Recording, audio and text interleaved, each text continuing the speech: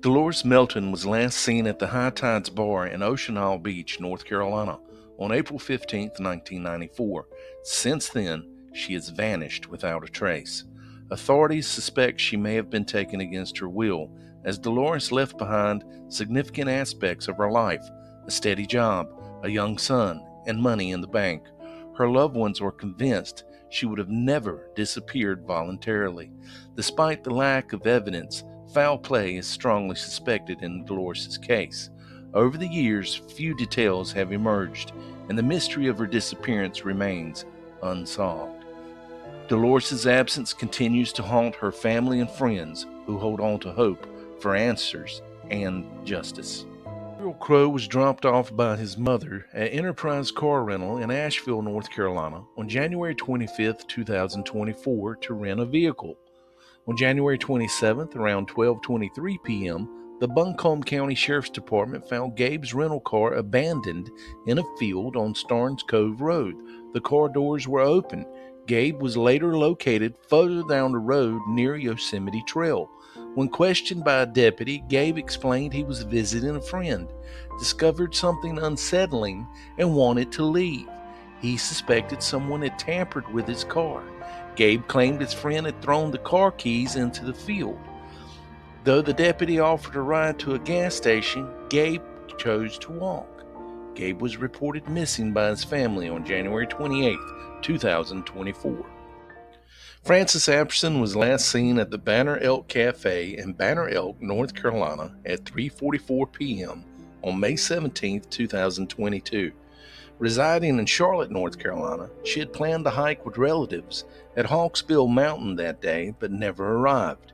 She was reported missing on May 21st, and she has not been seen from since. On May 30th, authorities pinged her cell phone and located her vehicle, a silver and black 2013 Hyundai Santa Fe. The SUV was parked near a trail leading to the Linville Falls in the Linville Gorge, covered in pollen, suggesting it had been there for some time. Relatives searching along the hiking trail found a small angel, identical to the one inside Aperson's vehicle. However, no other traces of her were discovered.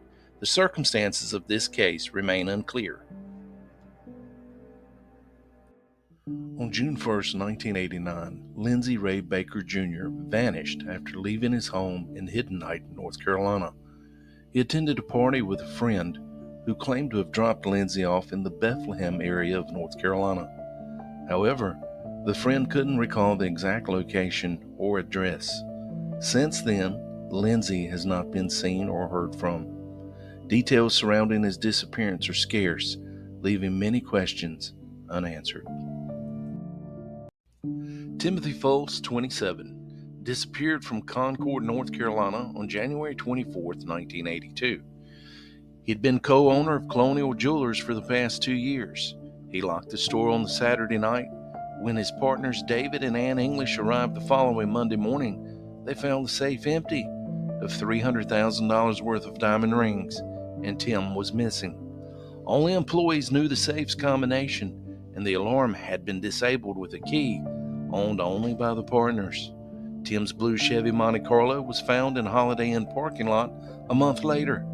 He was last seen at 4 a.m. that Sunday.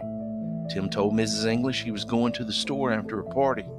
His car was seen at his apartment at 8 a.m., suggesting he did in fact return home. However, Tim's belongings were left behind, and reports suggest he was a crime victim rather than a suspect.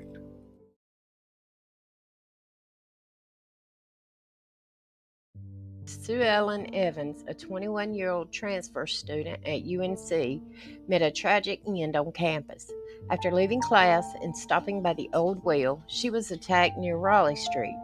Despite her screams drawing attention, she was fatally stabbed. Evans became the first female UNC student killed on campus. Despite initial leads and a thorough investigation with the State Bureau of Investigation, no suspects were charged. A grid search led by 200 male students yielded no weapon, and over 100 suspects were interviewed. Yet the case remains unsolved, with no significant leads in decades. In Texarkana, Texas, Lisa Ann Eubanks vanished without a trace on January 15, 1999. It was a seemingly normal night. A friend called Lisa around 12 a.m. By 1:30 a.m., she was gone, entering a car driven by an unidentified person. Lisa left behind everything: her clothes, makeup, even her house key. Her parents were puzzled. This wasn't like her. Lisa, a high school senior, had just transferred schools the day before going missing, hoping for a fresh start. She was a good student with dreams of graduating early and building her own path. Yet Lisa's fate remains a mystery. Was she a runaway or something more sinister? On August 26, 2005, Ronald Locklear was found deceased in his Roland Robertson County home, the victim of multiple gunshot wounds. Despite collecting physical evidence and conducting extensive interviews, investigators have yet to make an arrest. It is believed that Mr. Locklear may have known his assailant or assailants, and strong leads have surfaced, but more information is needed. Authorities urge anyone with knowledge of this case to please come forward. Your assistance could help bring justice to Ronald Dean Locklear and his loved ones. In 1964, in Fayetteville, North Carolina, the Westerfield boys, Alan, age 6, and Terry, age 11, entered the Broadway movie theater. They were dropped off by the dad. Employees, some saw them, and some didn't. Their mom told them to wait to be picked up, which was the usual practice. But when the lights came up, the boys were gone. 48 hours later, Hurricane Dora hits, erasing crucial clues. A nationwide search turns up nothing. And yet today, there's just conspiracy and a lot of questions, as there still is no answer as to what happened to the lost boys of Fayetteville, North Carolina.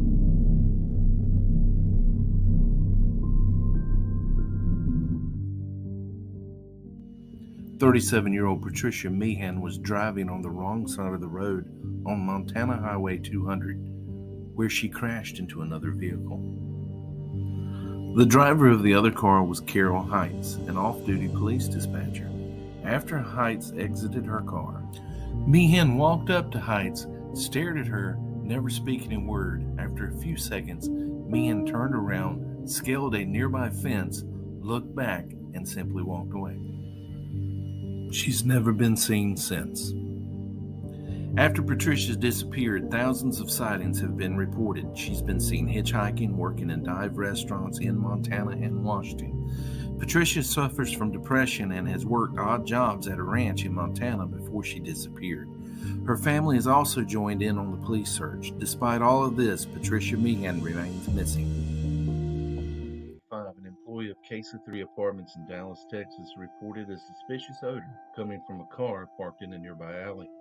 Upon investigation, police discovered the remains of 24-year-old Catrina Mowrey, wrapped in a bedsheet with a belt around her neck in the trunk of the car. Initially, police assumed Catrina had committed suicide. This was later revised. Even before receiving toxicology reports, the police were suggesting she had died of a drug overdose. However, the toxicology report revealed no drugs in her system. Cause of death was listed as undetermined. Despite several clues and a likely suspect, Catrina's case remains unsolved to this day. If anyone has any info regarding this case, please contact the proper authorities.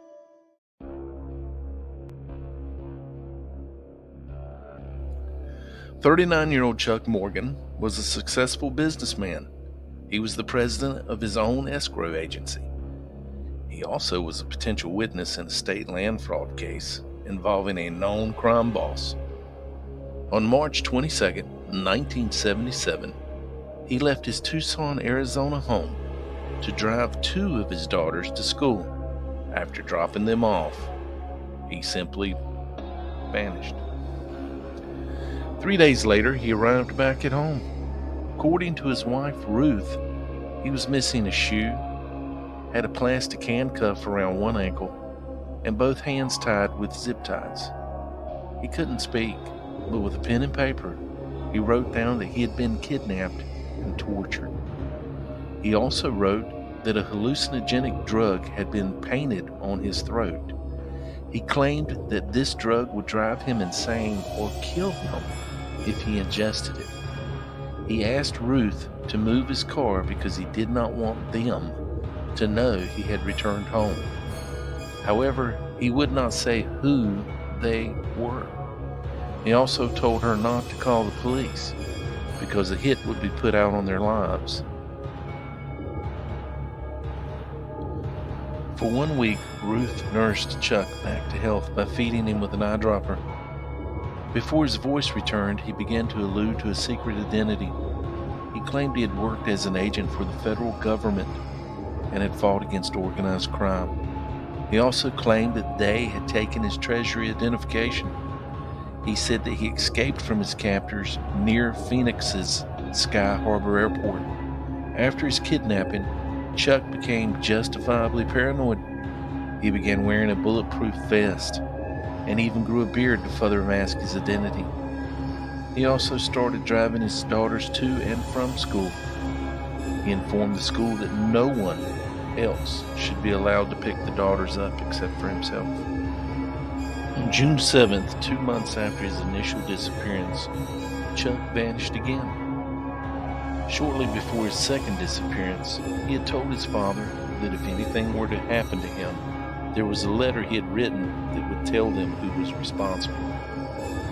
This letter has never been found. However, 9 days later, an unidentified woman called Ruth and said, "Chuck is all right." Ecclesiastes 12, verses 1 through 8. This is a reference to a Bible passage which reads in part, "Men are afraid of a high place and of terrors on the road. Remember him before the silver cord is broken and the golden bowl is crushed. Then the dust will return to the earth as it was, and the spirit will return to God who gave it." 2 days later, Chuck was found shot to death, despite the fact he was wearing a bulletproof vest. His body was found in the desert 30 feet off the highway in the San Juan Springs area. He'd been shot once in the back of the head with a bullet from his very own .357 Magnum, which was found laying beside him. No fingerprints were found on it. Gunshot residue was found on his left hand, indicating he had fired the weapon or a weapon. In his car, police found a note that had directions to the crime scene, written in his own handwriting. Also found in the car were several weapons, ammunition, and a CB radio. Strangely, a piece of one of his teeth was found wrapped in a white handkerchief in the back seat. A pair of sunglasses was also found. They didn't belong to him. Chuck had clipped a $2 bill inside his underwear. Written on that bill were 7 Spanish names from the letters A to G. Also, Ecclesiastes 12 was written, with the verses 1 through 8 marked by arrows drawn on the back of the bill's serial number. This was the same reference that the female caller had made to Ruth. On the back of the bill, the signers of the Declaration of Independence were numbered 1 through 7. Also, a crude map was drawn, which showed several roads between Tucson and the Mexican border. A few towns were also marked. These towns appeared to be at that time known for drug smuggling. 2 days after Chuck's death, an anonymous woman spoke to an officer for the Pima County Sheriff's Department on the telephone. She claimed she was supposed to meet Chuck at a local motel shortly before he died. She also claimed that her nickname was Green Eyes, and that she was the same woman that had called Ruth several days earlier. She also claimed that at that motel, Chuck showed her a briefcase containing several thousands of dollars in cash. He said that money would buy him out of a gang contract that had been put on his life. Surprisingly, despite the bizarre evidence, authorities ruled that Chuck committed suicide. They believed he did so either because of financial difficulties or fears for his safety. Chuck's family and a reporter named Don Devereaux believe he was indeed murdered. Also, some other investigators suspect that his death wasn't a suicide. Shortly after Chuck's death, his impounded car was broken into while it was in police possession. Around the same time, his office was also ransacked. 3 weeks after his death, 2 men claiming to be FBI agents arrived at the Morgan home. They told Ruth they had to look through the entire house, and they tore the house apart. It's unknown if they ever found anything or if they were even FBI agents. When the reporter Devereaux contacted the FBI, they claimed they'd never even heard of Chuck Morgan. There are several rumors surrounding this case, including that Chuck was killed because he was involved with illegal activity or was doing secret work for the government. His death seems just as unexplained as the events leading to it. Although Chuck claimed he was working against organized crime, some believe that he was actually involved with it. During the 1970s, Tucson, along with other cities in Arizona, became a place the mafia began to move to. Due to a warmer climate and a controversial criminal justice system, the move was led by former New York Don Joseph Bonanno. More than 500 racketeers moved to Tucson during the 1970s. Their influence led to several gangland-style killings in the area. One of the more famous killings being the murder of investigative reporter Don Bowles. What made Arizona most attractive to the crime syndicates was a unique state law that allowed them to buy land through numbered blind trusts.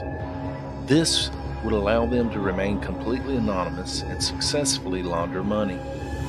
It is known Chuck did real estate escrow work for at least one mafia family.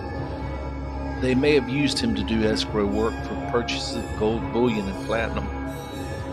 This was a more convenient way for them to launder money. Starting in 1973, it appeared that Chuck was doing several millions of dollars worth of escrow work in bullion and platinum. But in reality, there wasn't any bullion or platinum. Instead, the money was moved through several escrow accounts and legitimized. On one occasion, Chuck mentioned to Ruth that money laundering was occurring in Tucson. However, he claimed he was never involved in it.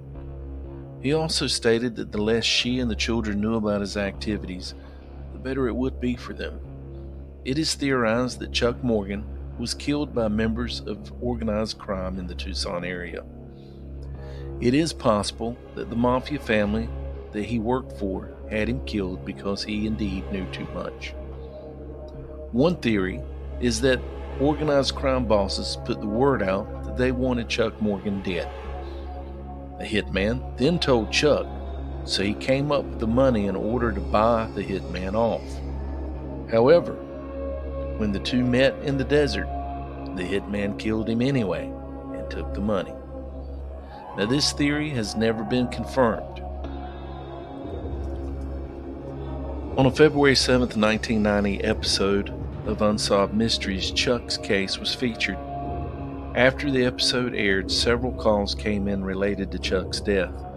Don Devereaux investigated several of these leads. As a result, he did learn that Chuck was heavily involved in money laundering activities. From 1973 to 1977, at the time of his death, he had also been involved in large gold and platinum transactions. He apparently received a large amount of money from these activities. Some of this money allegedly came from Southeast Asia. Devereaux discovered that Chuck kept duplicate records of his illicit transactions. Devereaux now believes that Chuck was killed because he still had these records. 3 months after the initial broadcast, Doug Johnston was found shot to death in his car outside of his Phoenix office. Interestingly, he worked across the street from Devereaux's office and drove an almost identical car. Devereaux now believes he was supposed to be killed instead of Doug. A year after Doug's murder, Devereaux was contracted by a writer from D.C. named Danny Corso. He agreed to share with him the information he had uncovered about Chuck's illegal gold transactions. However, Danny too died suspiciously before he received the information. All 3 cases remain unsolved. Sadly, Chuck's widow, Ruth Morgan, passed away in 2006. You said you were going to ask me questions. And that's when you get to say hello. This is the big shit, girl. All right. Hello there. Welcome to the Fuckers Buried Lemonade Podcast. In the vast expanse of the New Mexico desert, a murder mystery unfolds in the most bizarre way imaginable. In the year 2000, Betty Lee's life was tragically cut short. Her body discovered in the desolate landscape, a discarded cell phone near tire tracks, which would lead investigators on a very bizarre journey. The culprit, Robert Fry, who along with an accomplice kidnapped Betty from a parking lot. The craziness reaches new heights as Fry's car gets stuck in the desert. A call to his father only fuels the chaos. You see, now both Robert Fry and his father are stuck out in the desert. So they call for help. Floyd Robertson enters the picture. A tow truck driver called for their rescue. And what happens? Floyd gets stuck too.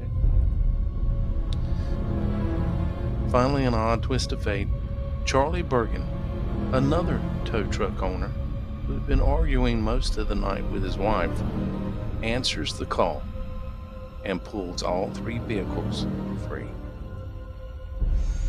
It gets even stranger as he's finishing the job. Charlie receives a phone call from his wife. The call's marked with poor reception. And what did Charlie do? He tossed his phone right out there into the desert. Ultimately, all these bizarre events came to light after Betty Lee and Charlie Bergen's cell phone was discovered. Law enforcement was able to put the puzzle pieces together and come to find out Robert Fry was a serial killer. His heinous deeds connected him to not only Betty's murder, but a series of others, sealing his fate with the death penalty.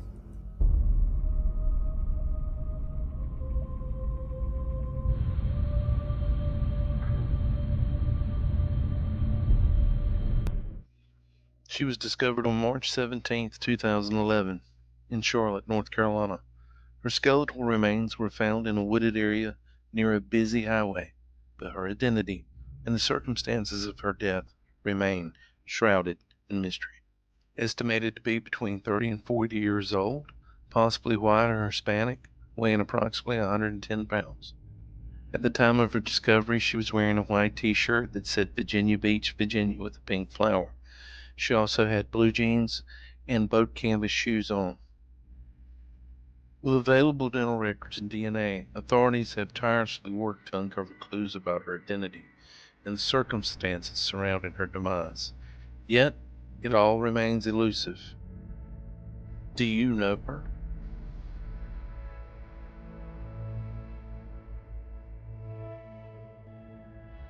In 1999, Brooke Henson vanished from her home in Travelers Rest, South Carolina. After a disagreement with her boyfriend, she was last seen walking to a nearby store. She never returned.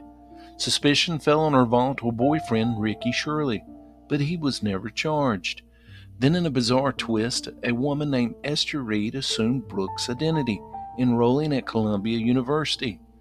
Reed's deception was discovered, but she fled before facing consequences. Reed was eventually caught and sentenced for fraud and identity theft. Reed's motives remain unclear. Meanwhile, authorities suspect foul play in Brooke's disappearance, but don't have enough evidence to charge anyone. With Ricky Shirley's death in 2019, we have several questions that have been left unanswered. Brooke's family seeks closure. Despite suspicion, her case remains unsolved.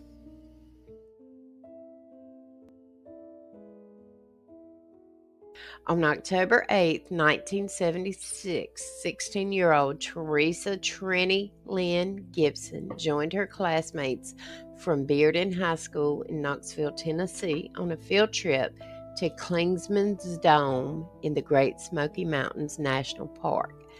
They hiked the Forney Ridge Trail to Andrews Bald. That day, Trenny vanished without a trace. Trenny lived with her parents, Robert and Hope, and siblings Robert Jr. and Tina at 1427 Whit Tower Drive in Knoxville, Tennessee. She worked at a local mall cafeteria and saved her earnings, dreaming of studying landscape architecture at the University of Tennessee. With green eyes, long brown hair, and standing 5'3" tall, Trenny was known for her interest in plants and nature. Trenny's mother drove her to school that morning. She wore a blue blouse, a striped sweater, a borrowed brown plaid jacket, blue jeans, Adidas shoes, and a diamond and sapphire ring. Mr. Wayne Dunlap, their horticulture teacher, only revealed their destination once they were on the bus, Klingman's Dome. Trenny sat with Robert Simpson, a family friend and fellow student. Upon arrival, Mr. Dunlap instructed the students to hike to Andrews Bald and return by 3:30 p.m. They separated into small groups. Trenny and Robert hiked together, but she left alone to return to the bus. She was last seen crouching beside the trail before disappearing into dense undergrowth. When Trenny didn't return to the bus, Mr. Dunlop and another student searched the trail. The National Park Service was contacted, and a massive search ensued. Heavy rain, wind, and fog hampered their efforts. Tracking dogs followed her scent to Klingman's Dome Tower and a roadside 1.5 miles away, but then lost it. Robert Simpson, who loaned Trenny his jacket, was considered a suspect but never charged. Trenny's comb was found in his car, and he claimed she gave it to him. Her jewelry was found with another student who couldn't explain how she got it. Kelvin Bowman, a student who had previously threatened Trenny, was also considered but was attending classes the day she vanished. Some believe Trenny was abducted, possibly by someone waiting near the trail. Cigarette butts and a beer can found near the trail's exit, combined with the dog's trail leading to a road, support this theory. The official search ended on November 1st, 1976, with a follow-up search in 1977, finding no new evidence. Despite continued efforts by her family, Trenny was never found. Her disappearance strained her family, leading to her parents' divorce. Her brother, Robert Jr., passed in 2000. Her father passed away in 2004, and her sister also passed in 2016. Trenny's fate remains a mystery. With her purse, bank book, and over $1,000 left behind, it's unlikely she ran away. Theories abound, but no conclusive evidence has ever emerged. The haunting disappearance of Trenny Gibson continues to baffle and intrigue, leaving a permanent mark on those who remember her. To Buckle's Berry Lemonade podcast, Deeper. And welcome my handsome co-host and my husband, Timothy. Well, hello, my lovely bride, Miss Lisa. How are you? I am better now. It's been a minute. It has been a minute. A couple, hasn't it? It has. So it looks like today we are discussing a very strange case. And I have questions. As do I. I know you always think I have questions because I always ask some of the strangest questions. But I'm going first because this is at the very beginning. All right. And you've given me very good answers, but it Well, still doesn't settle well with me. well, unfortunately, we still do not have all the answers, or this case would be solved. So, Very, very true. tell me your thoughts. What are you thinking? Now, if it were my child or your child, I would not send my child off not knowing where my child is going. Was it 40 children that went off on a field trip that did not know where they were going? Parents did not know where their children were going either. Yeah. Well, it's like I said. I think a lot of that can be contributed or handed to the fact that it was the 70s. Yes, but even in the 70s, if I were a parent, my child wouldn't go unless I knew where they were going. And they would have to have more than one chaperone and one bus driver. Well, I question the chaperone thing myself. I mean, we That never is took field very, trips. Yeah, very, very irresponsible. we never took field trips with just one chaperone. Yeah, that was very, and in the mountains, that Yeah. is, we're talking teenagers. Yeah. If nothing else, they would sneak off and they could have hanky panky. They could. They could. So what do you think happened to Trenny Gibson? I don't know. I know I don't in my heart of hearts believe she ran away because she had the money, as you said. I don't Yeah. believe that. $1,000 in her bank account in 1976. I just That's can't a see lot of her. money. I can't see her leaving that money. That's a lot of money, and that's a lot of money for a teenager. Yeah, absolutely. So You know, no, one of the I questions that I have is the sophomore student, the female student, who we never could find a name on. Why does she have Tranny's jewelry? now that's a very good question. She might have tried. Now, if she was running away, she might have been helping her. But okay, if we go choose the theory, she was not running away, which that's the theory I believe. She was helping somebody else. You think more than one person could have been involved in this? I do. Had to be. I do.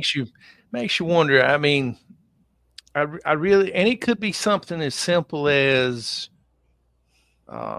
she picked up a ring, not realizing it was Tranny's. But Well, Tranny that got, ring was described so vivid yeah, that and we know that she got it as a gift. She got it as a present, so she she wouldn't probably have was left it. quick to show it off. You know, Hmm.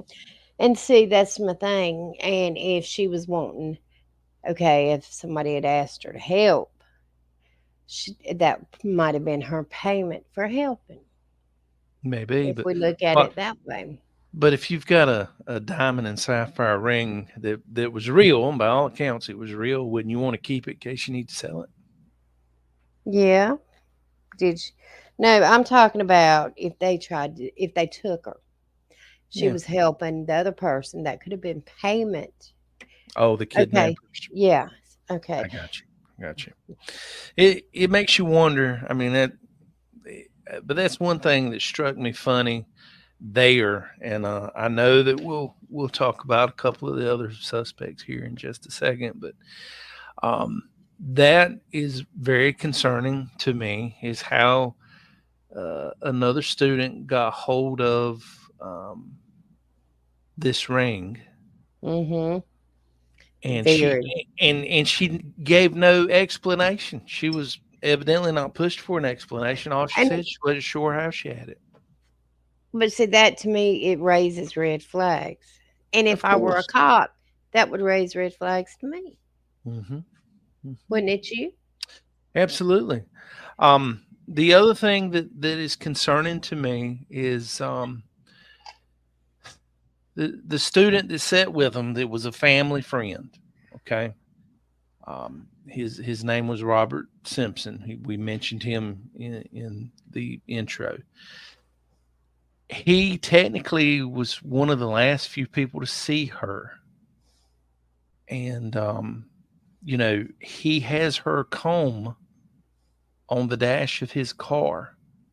Um, why does he have her comb? I mean, you remember back then, if a girl let a guy borrow her comb or vice versa, it kind of meant that you liked him a little bit.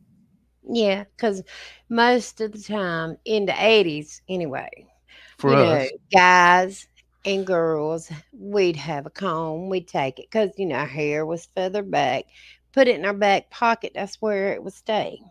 yeah. And that's what she was known to do is she kept this comb on her at all times. And for it to show up in Robert's car on the dash is questionable. I just find that very, very questionable. Is how he come to have that comb because she always kept it in her back pocket, Yeah, always.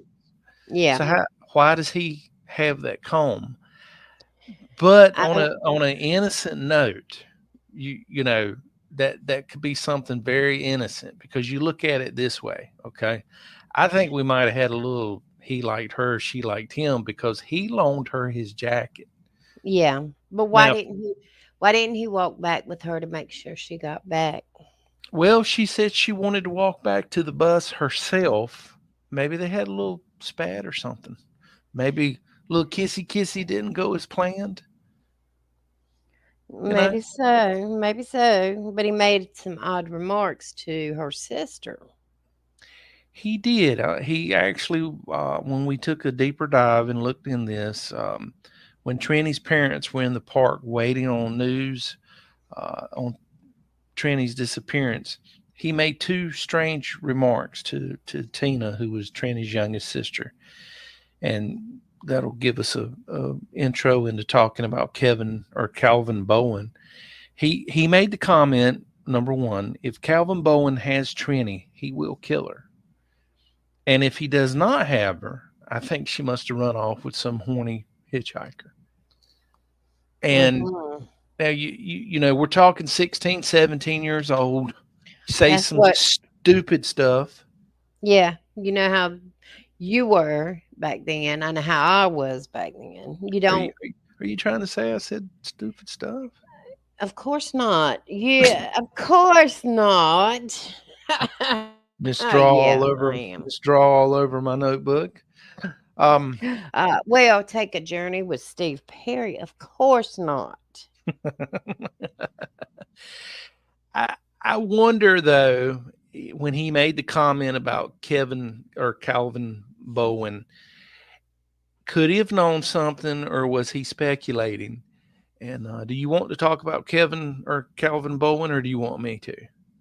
Well, Calvin Boeing, um, he had attempted to break into their house. Into the Gibson home, yeah, Yes, and he was very luckily shot by her mother, by Trini's mother in the foot. yeah. And he was sentenced to time in a correctional facility. But now he did reportedly threaten to kill Trini. So, Yeah, he threatened to kill her once he got out, and he and he didn't go on the field trip, but supposed. supposedly. But people, some of the students said they saw his car following the bus. But now the teacher said he didn't see the car.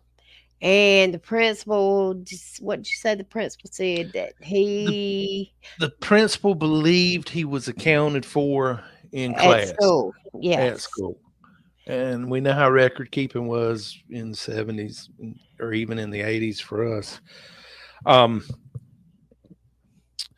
but the other thing too, I don't believe he would have been on the bus. To be sure, a teacher would have been like, "Oh, this ain't a good mix. We're gonna be out in the woods. He can't be on the field trip." You know. yeah. But now we're going to look into his psyche. In 1979, Hmm. he was arrested for no 78. I'm sorry, for Yeah. raping a woman in her apartment and was convicted for third degree criminal sexual conduct. That's right. And some suspicion was also directed towards Robert Simpson, as multiple witnesses reported seeing Trenny's comb. Oh, never mind, that's something else. Well, we talked about the comb. Um, Yes. I don't see it so odd about the comb myself. No, I don't either. The comb, that's just, heck, hey, can my comb, I forgot it. Do you mind if I borrow it? It could have been what you said. The comb is really not suspicious to me. Yeah. Now, Calvin Bowen, on the other hand, we've got somebody who tried to break in the house. He's communicated threats. Mm-hmm. Two years later, he's charged with the SA of a female.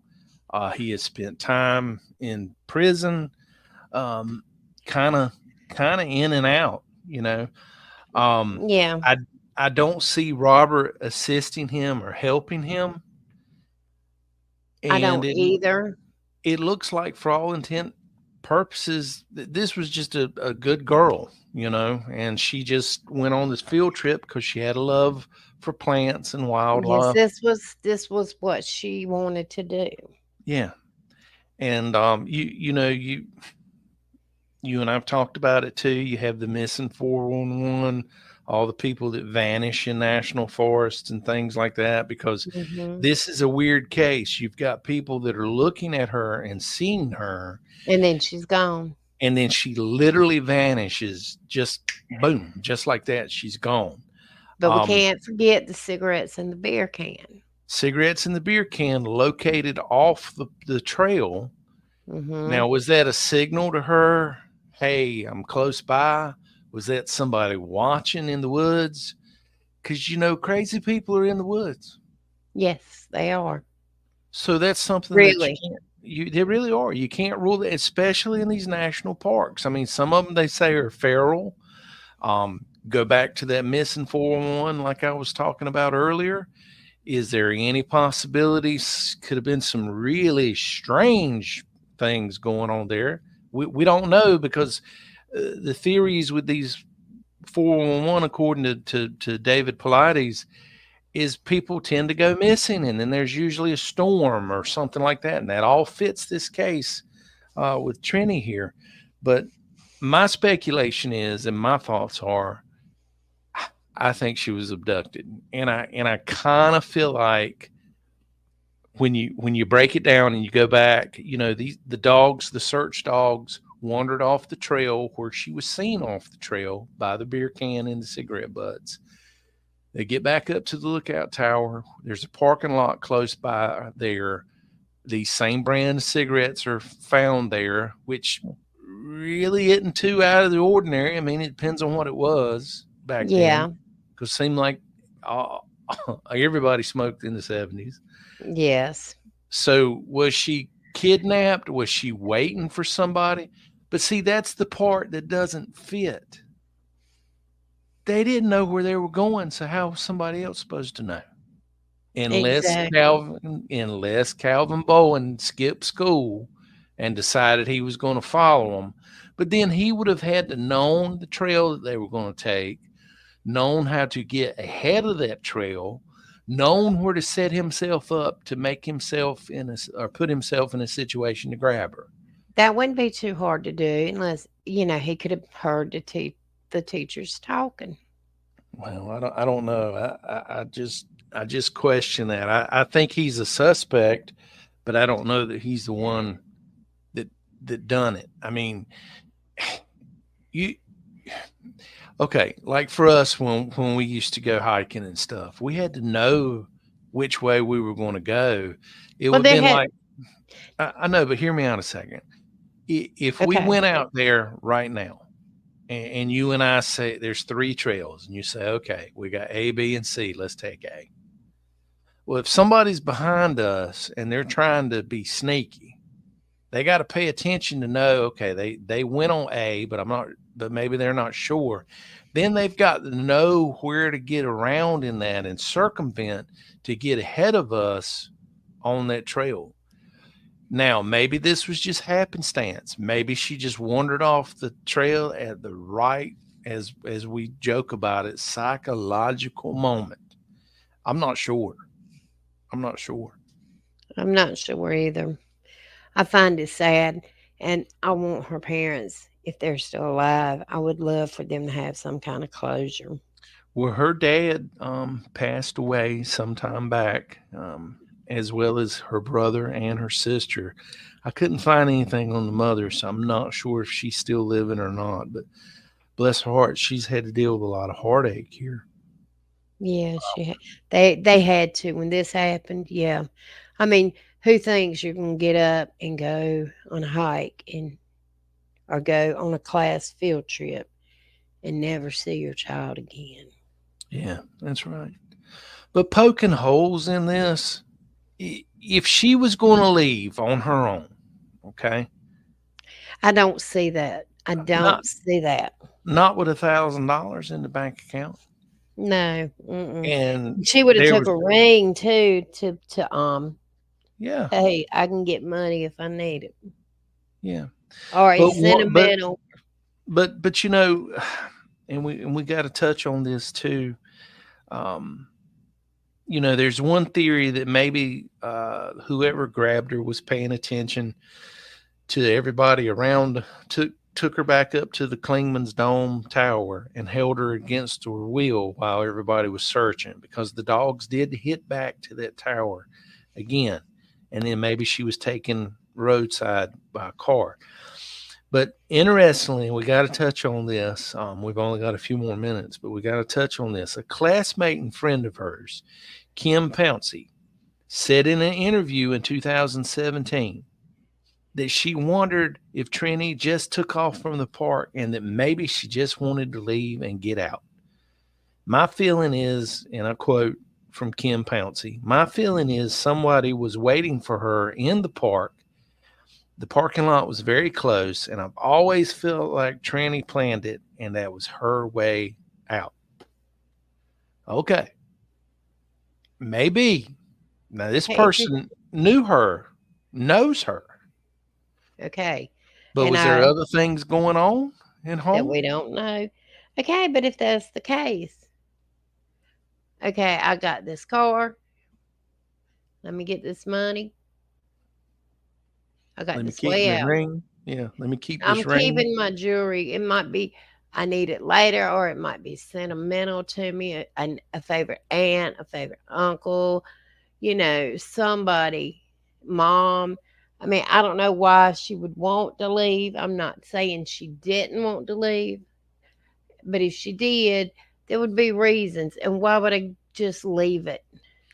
And Yeah. why wouldn't the officers press her for more if there was something going on at home? They might could have helped her. I don't know. In the 70s, we're talking about they don't help a lot, but still.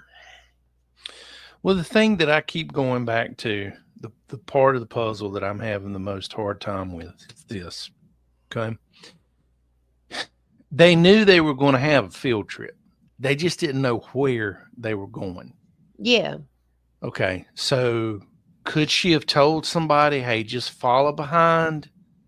And when But the the teacher opportunity, was adamant nobody followed them. well, if it wasn't Calvin Bowen, he wouldn't have known who was behind him. Not true. It didn't have to be a student from that school, Yeah. But I go back to the beer and the cigarettes, but either that's coincidental, and the reason I say that is either you went out there with malice on your mind and she fit a profile you had or somebody had, and she wandered far enough off the trail for them to say, okay, I got you. Mm-hmm. Or did somebody she knows that she might have ran off with, did they follow them there? Did they go on the trail too? Did she wander off the trail and they kind of rendezvous? And things like that, to me, would be hard to do in 1976. Not now, because I could wander off the trail and call you and say, "Hey, look, cut on your Google map. I'm walking, and this is where I'm at." You see what I mean? Yeah, maybe she wanted to meet somebody who was much older than her parents, and they followed, and she was just going to meet them for a day. Things got out of hand. She didn't want to have I got you. Yeah. with them, and they did something to her then. Could be. Or it could be somebody with just malice on their mind, and she just fit a profile and wandered off at the wrong time and wrong place. I mean, that could be, but I don't think she left home on her own. I really don't think she did either. But Trenny was 5'3", petite. But if you grabbed her, wouldn't there have been enough ruckus? I mean, because they said it was instantaneous, almost like a supernatural, weird kind of way. She was there and then gone. And that's why, it fits into that 411 criteria. Okay, well, now talking about that, I turn around, I'm talking to somebody. I'm not paying attention to this person over there. Then I look back.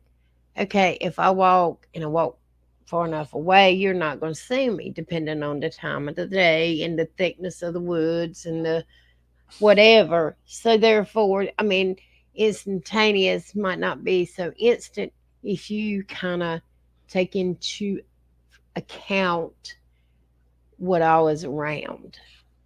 Yeah, so basically you're saying that it really wasn't instantaneous, that they got caught up in what they were looking at and who they're talking to and everything going on, and that instantaneous could in reality be 2, 3, maybe 5 minutes. Yeah. I can see that. I can definitely see that. I think she was a victim of circumstance, is what I think. I think that too. Because if you break it back down again, I don't think Kelvin Bowen would have been that brazen to try and pull her off the trail.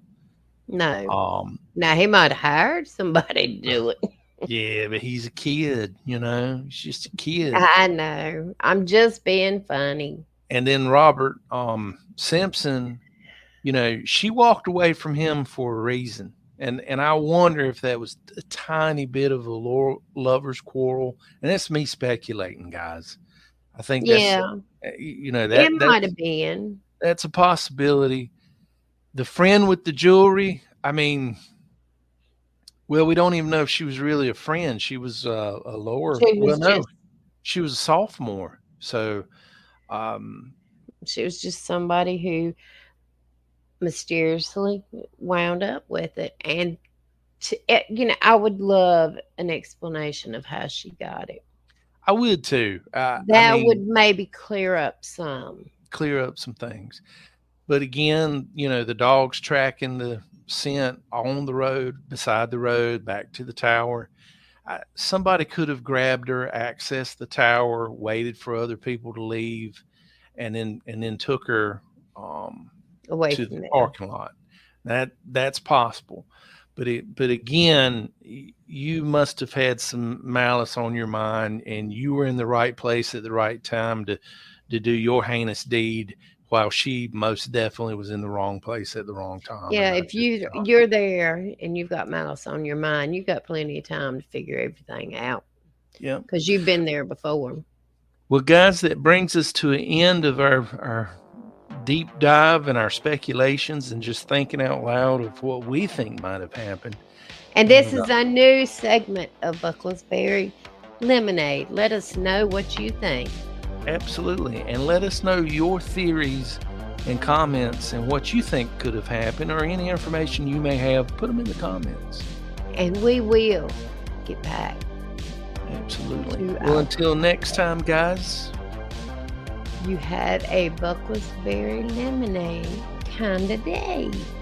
Take care, guys.